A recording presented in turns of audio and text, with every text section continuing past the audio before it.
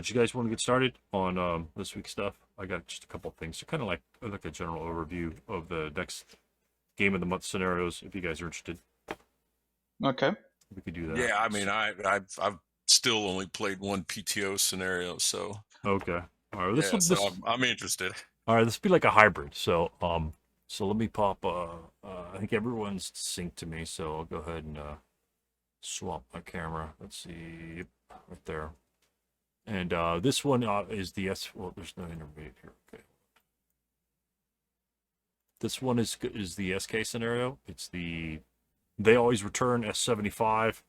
I figured I was trying to figure out because I don't have any of the rally packs or anything like that, so I don't have those sources of different scenarios. I know a lot of guys play some of those scenarios, but I mean, there's a ton of scenarios for in the starter kit. So, and this is one of them. And the reason why I selected this one over some of the other ones was the introduction of the Chinese versus just the Japanese. It seems like most of my scenarios I'm just picking Americans for some reason, as it turns out.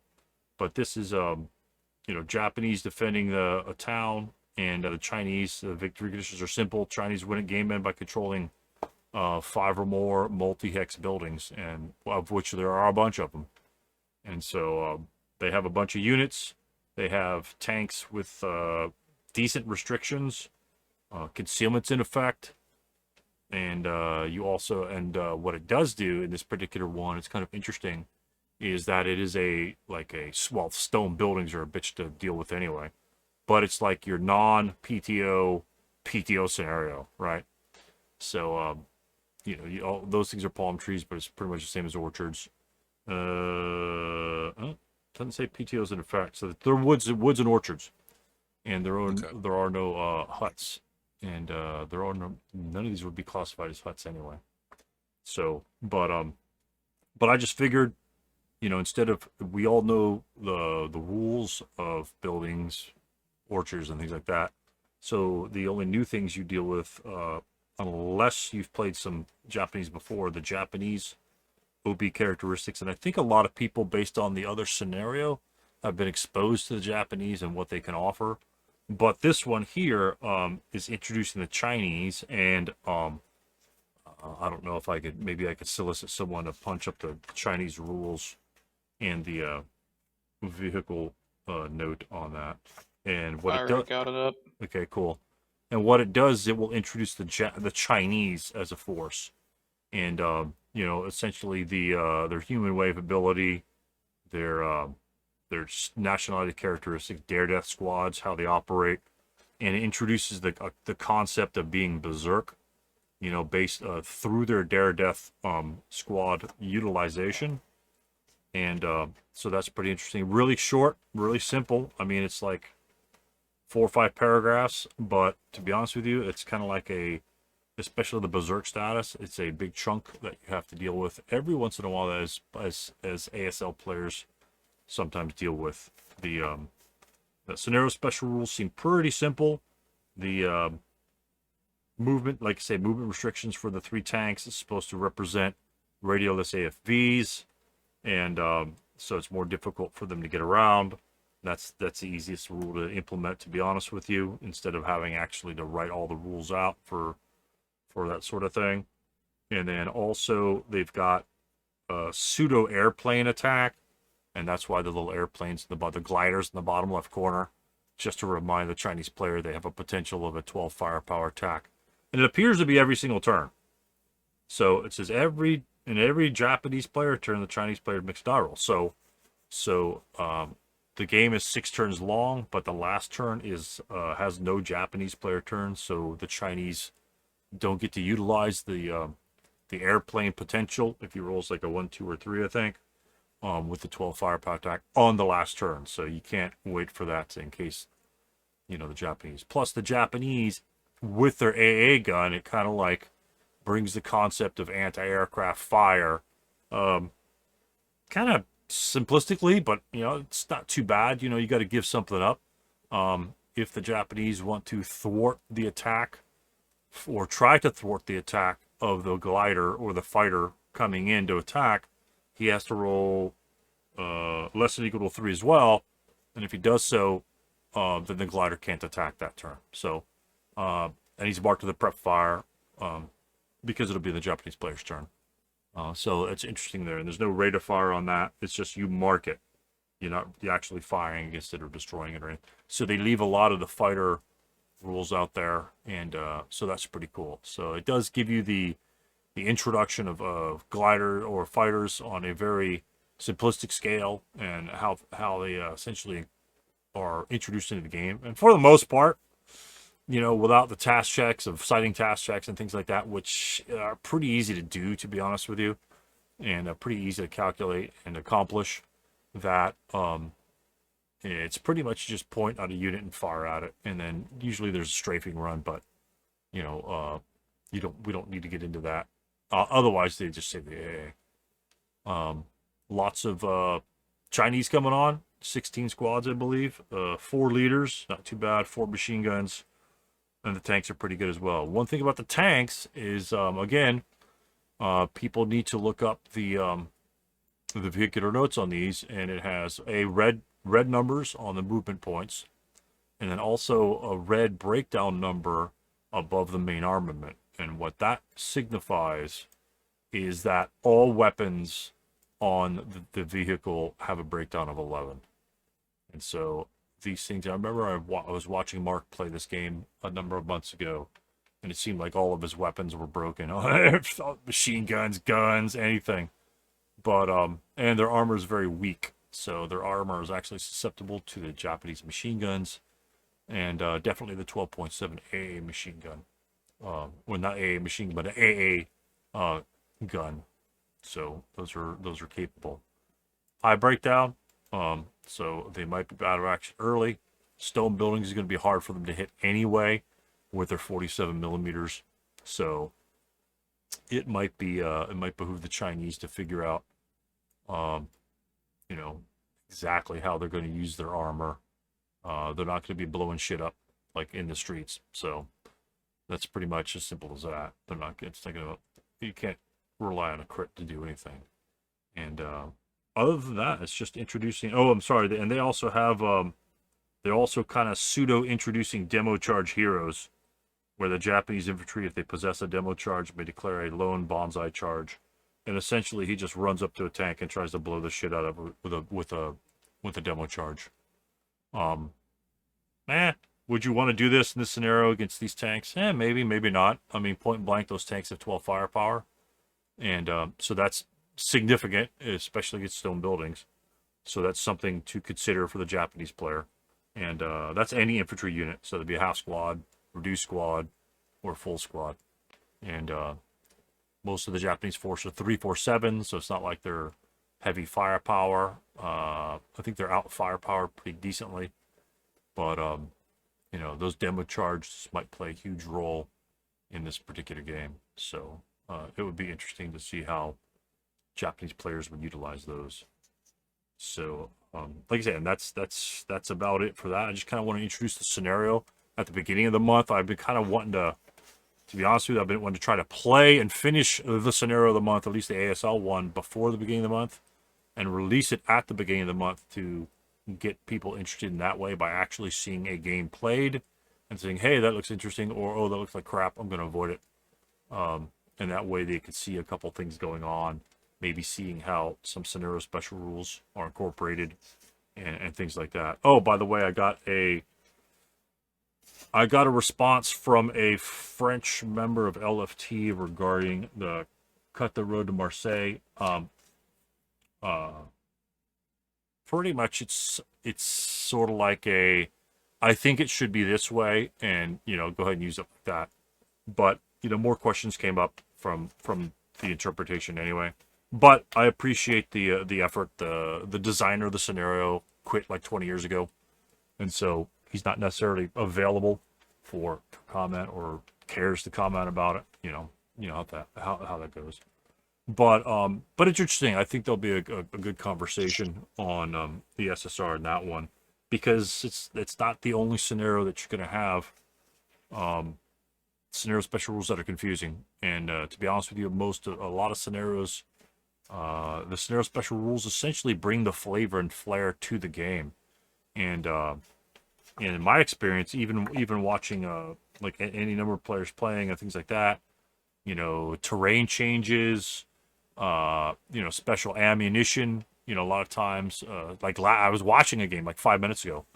I was watching Scott's game, and the backs of the vehicles, it has HE depletion of 7, but on his vehicle labels they're HE 9. So obviously there's a scenario special rule that increases their HE value to 9 instead of 7. So if you glazed over the scenario special rule or ignored it, or just, hey, here's the scenario card, I'm just going to copy this, we're going to play it like this, you miss out on a lot of things. And again, that's where the scenario special rules is where the scenario takes life in terms of trying to represent either ASL type of rules. Through a lot of your SK scenarios will have rules that are just strictly ASL rules, but they have to add them in as SSR, which to be honest with you, I think it's a kind of a neat thing. So it gets the players used to reading the rules and interpreting and incorporating those rules into their game. Whereas if those players should happen to decide to go on to ASL, they'll be knowing those rules as just kind of baseline. And then where the really weird and wonky rules come up, which there really aren't that many that are that crazy, then you have that understanding and that essentially habit of looking at those scenario special rules and incorporating them into the game, simply because that's the way MMP slides in ASL or ASL rules into starter kit. So, which is cool. Which I think in a lot of scenarios that I've seen, they've done it rather well. Like OBA, there's a couple of OBA ones I've seen them do it, make it real simple, and the effect is pretty much the same without about 5 or 6 dice rolls and pulled shit, so all that bullshit. And so it's kind of nice to keep it simple and just kind of focus on the fun of the gameplay, right? Instead of get bogged down into 6-page flow charts and shit like that. So I could appreciate that. I sure wish they had overrun though, because I just want to drive my tanks into somebody because I can't hit anything. So that's about it for me. Has anybody got any comments on this particular scenario? Has anyone played it? Has anyone else seen it played? You hate the Japanese? I No, I love haven't played it. Japanese. I haven't seen it played either. Okay. I've played it, Stu. I played it against Kayla, I think, one time. I'd had the Chinese. Okay. How did it go for you on that one there? What was your biggest hurdle to overcome? I started kind of down in the lower right-hand corner, brought the tanks out into the street for cover, just brought my units on turn 1, and then turn 2 kind of charged across the street into that N707 M7 building. Managed to immobilize one of my tanks on the second turn trying to move it. Oh. Rolled a 12. Managed to break most of the guns on my tanks. I rolled a lot of 12s. Jeez. Did get into that building, and then I think I made kind of a mistake. I pivoted and went after this big, long building over here. It just really got bogged down. The J3 building? Trying to clear that out. Thing's a monster. I appreciated just how God, how much time damn. it was going to take to and that's one stinking building out Yeah. of 5, right? Yeah. So I probably should have headed across the street at that point. Kayla did have his gun right where you've got yours. Okay. I think I managed to forget my airplane 5 out of the 6 turns. Yeah. Yeah, it's simple that to do. didn't help either. That's why I made a little counter. It was a fun scenario. I think if anything jumped out at me at the end of that thing as a wow, didn't see that coming, is those Chinese 337s. They don't have a lot of firepower when you're trying to dig people out of +3 terrain. Nope. Nope. Yeah, so you're gonna have to go in and get them. Yep. And, Absolutely. yeah, that was one thing that stood out. I'll let you. I'll be done in like half an hour. And the 337s in the Long March series, you usually don't have terrain like this. It's usually open ground or woods or something like that.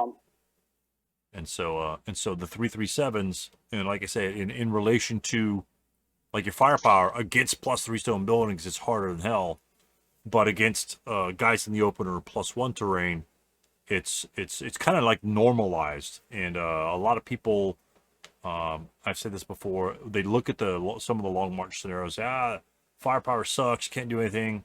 But if to get these guys to the building, if this is a European scenario, what would you have? You'd have a couple 4.67s, a couple LMGs. You'd have 12 firepower, with a -1 leader firing at +3 stone buildings. Well, to be honest with you, the dice roll needed to break those units is the exact same dice roll needed to break the units in the shitty terrain and the low firepower. So the actual percentage impact is exactly the same in both scenarios. One, they just, for city fights, they usually give you demo charges, flamethrowers, lots of firepower units or whatever to dig them out. And so that's what you have to do to do it. But this one here, like you said, you got to get across the road. The Japanese can blow up guys with demo charges as they charge them. And then the dare death ability of the Chinese. You have to use those, maybe charges medium, charges AA gun, something like that, because your morale levels just shoots through the roof. It's very likely that you're going to get there. And, utilizing all the facets of the Chinese can help you win instead of just playing them like something. But yeah, stone buildings are rough. I'm not a big fan of stone buildings. It's tough to dig them out. So The human wave was a blast, though. That and the dare death. I enjoyed playing it. The Chinese are definitely fun to play. I think that was that second turn. I think that charge across the street. You've got everybody. So I just loaded up that lower right hand corner, and they just all came human wave pouring. Yeah, that's awesome. Across the street. I might have even used a dare death squad first to kind of go pin his guy down. Right, you dare death a guy in there, and then he can't fire out of that. Oh yeah, exactly. Comes charging across the street, kind of thing. The problem with those dare death squads, they tend to be a one-shot wonder. Yeah. Yep. They go in there, especially against the Japanese. They don't live long. They don't last too long. Absolutely. They charge in. Yeah. Very cool. Anybody else have any comments on this month's SK Scenario of the Month? Nothing. Very cool. All right. Well, then we'll go to the ASL one. I've got to load that one up here. So, all right, you can sync with me now. It's loaded. Excuse me.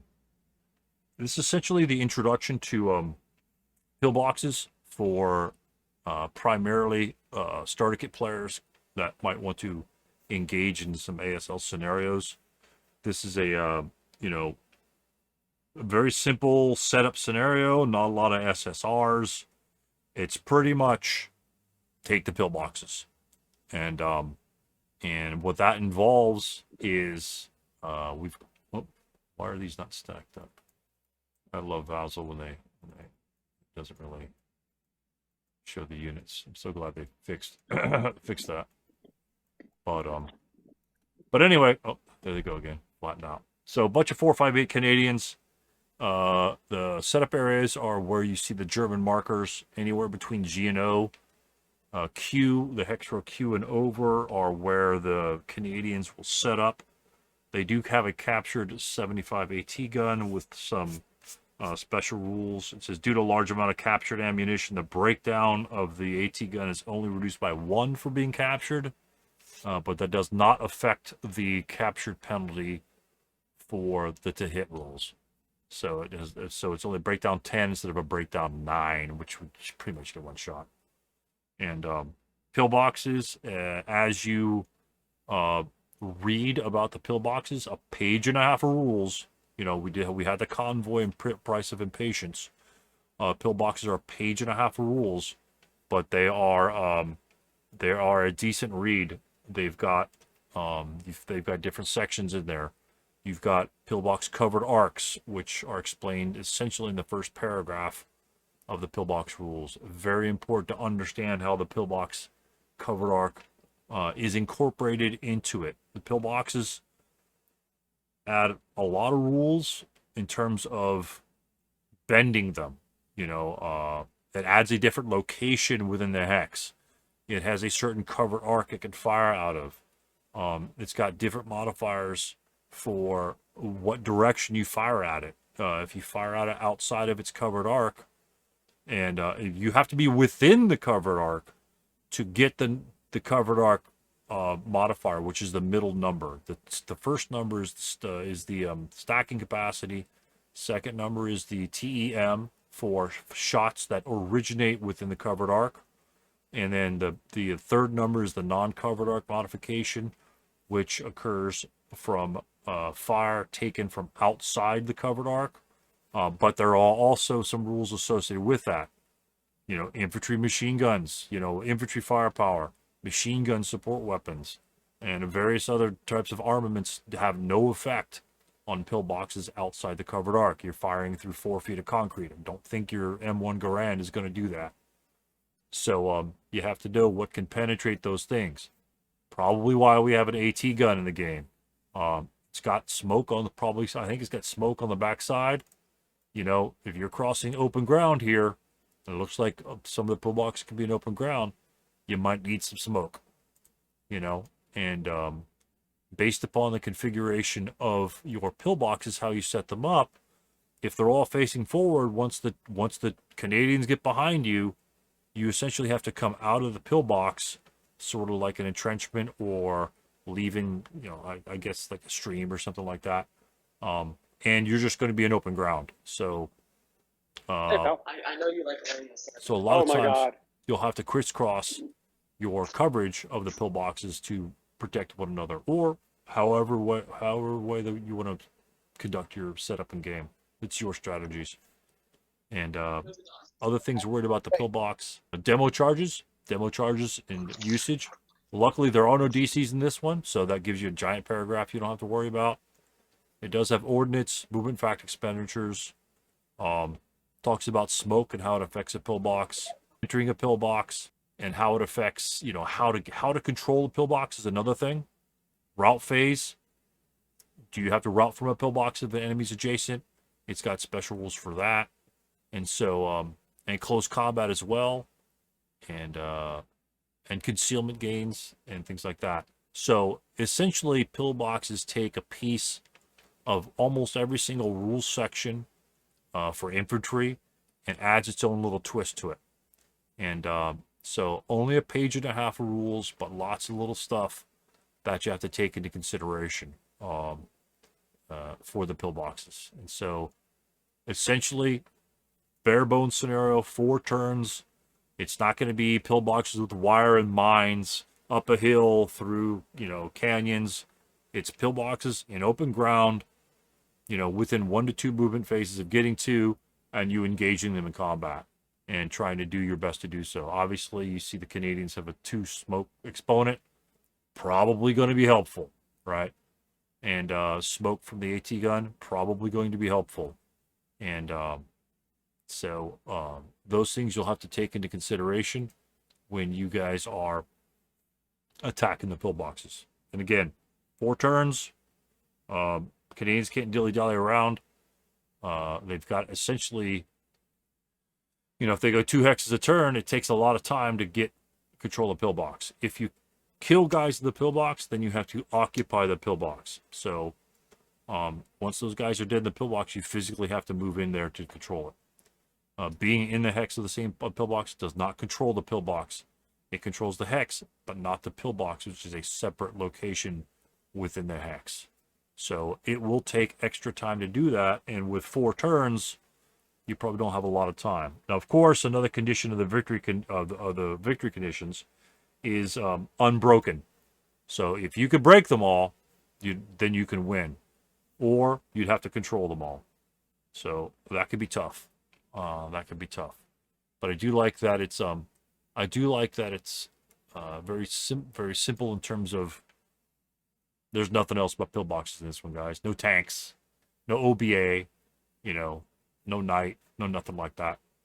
Just infantry coming up on pillboxes. It's sort of like, you know, Saving Private Ryan. You got that one pillbox there, and you got some guys having to deal with it. And that's pretty much the gist of this one. Wanted to try and keep it simple, and luckily they had a scenario. This is from the Rivers to the Reich, U-35 Semper Paratus. So I looked at that. Again, quick game. You guys could play it, switch sides, play it again pretty easily. You know, not a lot of units, and just trying to figure out, wrapping your head around the rules of the pillboxes and trying to understand them. Because, like anything, right? If you don't know how LOS works, if you don't know how to move in certain directions or certain things like that, if you don't understand that there are different locations in the hex, it's going to affect your game plan and your ability to actually be successful in completing the victory conditions. So, a couple run-throughs maybe. Pillboxes aren't the easiest thing, but again, only a page and a half of rules, and they're all sectioned out: route phase, covered arc, you know, non-covered arc defense, covered arc defense. I've highlighted them in my rule book, in my electronic rule book, and just a couple little sections, and should be very simple to find any questions you guys have. And if you have any questions based upon interpretations on how to implement the rules, then there are a number of sources you can ask those. The ASL Central's got a whole bunch of stuff. You got questions they can ask there.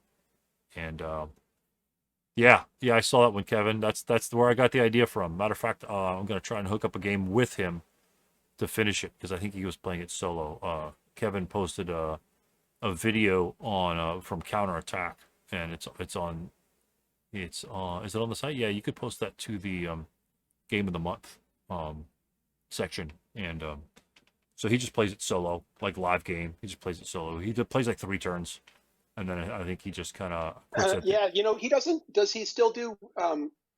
Does he still do videos? Because he used to do videos years ago, but he does. I haven't seen any ASL videos from him, but his videos are pretty good. Yeah, I haven't seen any videos. He does other games. I'm not sure if he's done anything recently, but yeah, he did. Yeah. So really easy guy to listen to. He doesn't stutter, and he's like say, he gets a couple rules wrong like we all do, but he's just going with and just kind of learning the game on his own and trying to go through it. And that's why I actually invited him a couple months ago to see if we could hook up, and so he and I can play the game and finish the game. So that I think that would be really cool. And he said he'd be down for that. We just kind of have to schedule it. So now we got to contact him again via email and get that going. I think that would be really cool, and give him, because this is based upon his scenario, and I kind of that's interesting. Okay, I wanted to kind of allow him to finish the scenario as he was learning pillboxes as well. And I don't use pillboxes a lot, so there's just stuff that you don't use a lot, and so you'll forget a lot of the information. So anytime I see a pillbox in a scenario, I go back and I scan that entire rule section again, just in case there's something screwy that you're going to mess up. And there's always is. There always is. It's the same old thing. But it's fun. That's kind of the fun part. For me, I kind of get enjoyment out in trying to learn the rules. I may not play them very well, but as long as I'm doing it right, hopefully I'm doing it right, then the next step you take is, okay, finally I'm doing this shit right. Now let's see if I can actually use them effectively. And this is one of the scenarios that can do that, because you have to set them all, because you can only see, like in your little covered arc area, once he moves out of covered arc, you can't do shit. You'd have to come out of the pillbox, and then he hammers you. So that's something to deal with. And if you guys look on your ambush charts, ambush versus a pillbox is +2. So if you decide to set the pillbox up in the woods, because it cannot be set up in building hexes, it's highly likely that you're going to be ambushed in close combat. And therefore, your opponent will likely get first shot, especially since every single one of his leaders has got a minus modifier. You're looking at bad odds for which the Canadians could just jump in there and kill you. Now, one interesting thing to note of pillboxes, for those that don't know, is that there is no melee in a pillbox, because you do not occupy the same location. There's just simply close combat.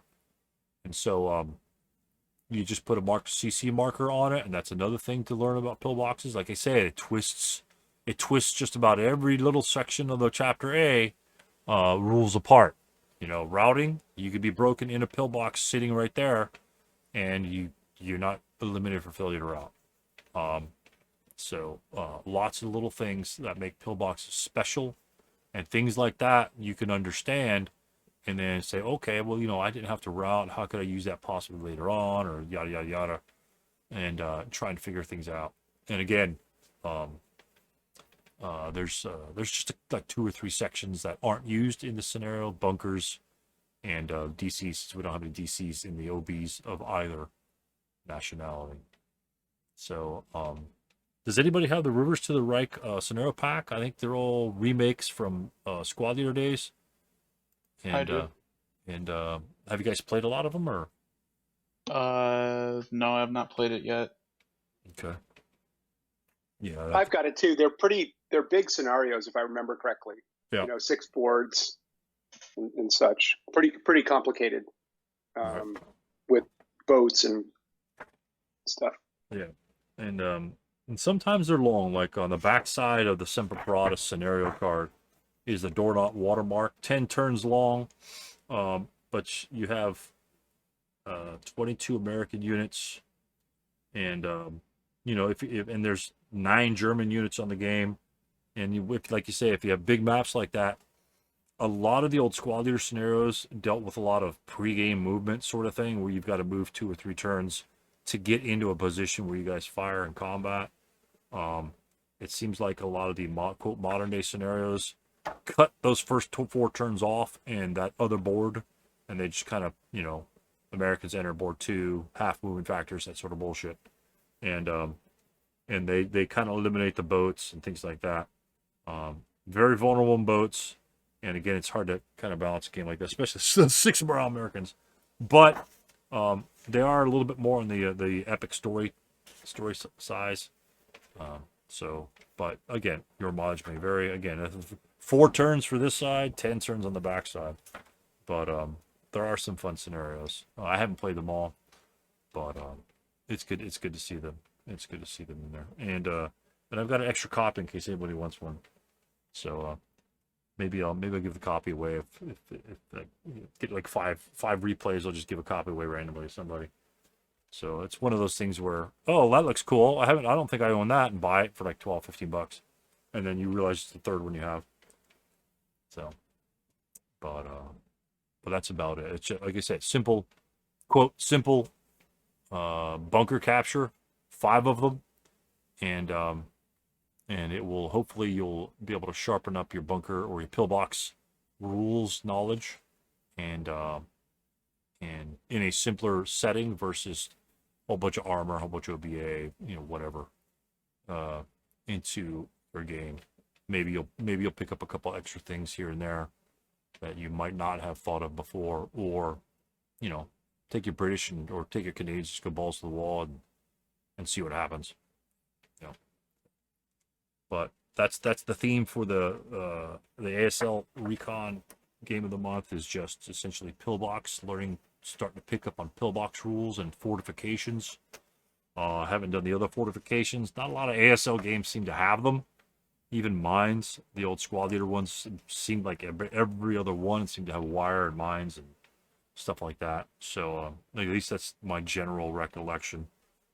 They seem to be a little bit more prevalent back then. But again, when you have pillboxes and wire and mines, essentially those are movement impediments. You're going to be breaking in the minefields. As Kevin realized in our game, my guys run through them in minefields, and taking pillboxes takes time. So a 4-turn scenario to capturing pillboxes, essentially got to be on top of them turn 3, and you've got to win some close combats or break them. So you can't assault, move, advance phase up. You got to move. You got to move and get there. But the Canadians do have a flanking force. I think they could flank on one edge. So it's not a cakewalk for the Germans. But yeah, that's the idea. Is introduction to the Chinese for starter kit players, new nationality distinctions. It's pretty much that entire scenario. You don't have to deal with PTO terrain. It's terrain we're already used to. The Japanese, I think everyone's played some Japanese, even just a little bit. Understand the step reduction. AA gun's pretty simple. It's just IFV equivalents. And then you've got some vehicles that hopefully you'll got to read up on those notes, essentially the breakdown number affecting everything. and the mechanical riotability is just a standard armor rule, and then introducing the dare death and the dare death, ability of the Chinese, and hopefully you'll understand them better. Like I think Mark or Steve had pointed out that they are fun to play. To be honest with you, I think that the Chinese are kind of fun to play. You have a tendency to have a lot more guys than just a couple guys that get broken. You seem to always have enough guys to get where you want to, which is rewarding. So even if you screw up, at least you've got some guys there at the end of the game trying to win it for you. So, but that's all about. To be honest with you, that's all about what I wanted to cover. Is just kind of introduce the games of the month for this month, and to describe kind of what's going on, so people either might get a little more interested or don't bother looking them up or avoiding them. That's why I kind of had them on the board. I could post these in the lobby, but it's 366, and everyone doesn't have the same. Everyone doesn't have the same versions. Again, if someone's got the rules, I think Rutan said he's posted them already. But if someone's got the rules to the Chinese, they could put them in there. I mean, I don't think that's a big deal considering the SK rules are already posted for free. And this is just an extension of the rules because the page numbers go from 37, 38, 39, 40. So for all intents and purposes, it's extensive the rules. And doing it for people to learn them and hopefully enjoy some other starter kit stuff. And those packs, to be honest with you, I looked at some of those packs, and that's a big bang. That's a big bang for your buck. There's like 8 or 10 scenarios in each one, three or four maps, I think, or some shit like that. Counters, everything Squad Leader player wants: new counters, new nationalities, things like that. So I think Pack is that too? I think it's expansion pack 2, if I'm not mistaken. It's S75. Pretty sure It would be expansion pack 2, yes. it's okay. Yeah, That MMP. yeah, MMP expansion pack 2, and and so Okay, thanks. they look pretty cool. They I haven't played them all.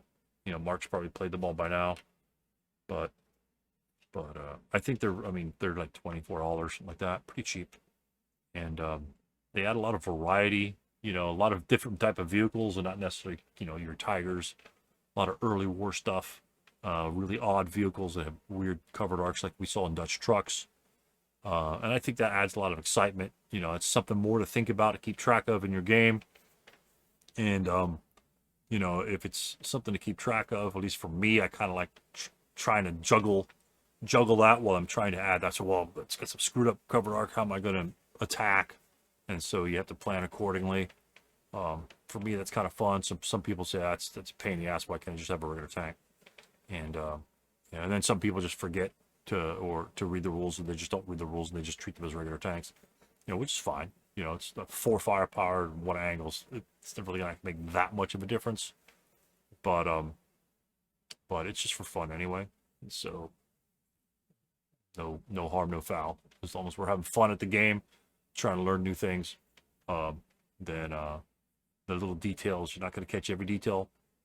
You're always going to miss a little something. It's always going to be there. But that's kind of what we play. Oh, and as a matter of fact, there's a new terrain feature in this one here, the pond. So players are going to have to read up on ponds and how that affects.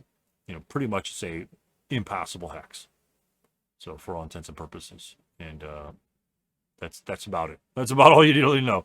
It's a -1 elevation, but you can't enter it anyway.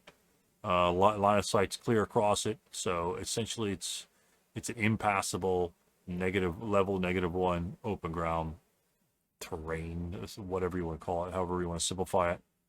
But it's an impassable hex, so you can kind of see how that might fit into this particular game, and making it more difficult for the Canadians or easier for the Canadians. Depending on the German setup. So, but that's about it. Like I said, hopefully I can get together with I don't even know his name. I think it's Mike. Mike's his name. I think I contacted him on Board Game Geek, and hopefully we'll be able to knock this out for the next couple weeks. So I think it would be really fun to play with a guy that another content creator that actually played the game. So it'd be kind of fun. So that's all I got, gentlemen. If you have any questions on the scenarios or anything like that, and again, if you guys have suggestions for other games of the month, I think a couple of you guys have put them up there. Zon with a Win was one. We decided to go with Zon with a Win. I think Craig suggested those, and I think that was pretty cool. I was flabbergasted that no one did the SK one.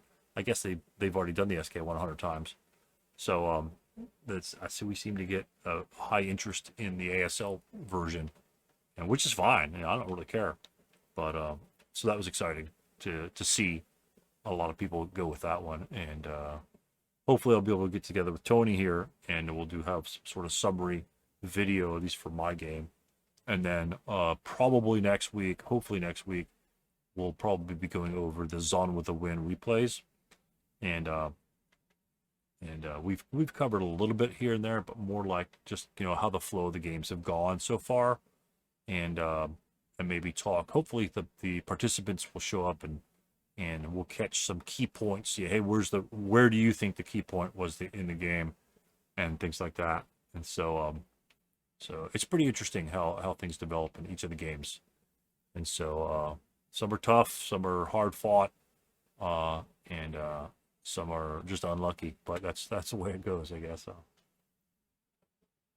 But other than that, it's a short session for today. And again, just an intro to the games of the month.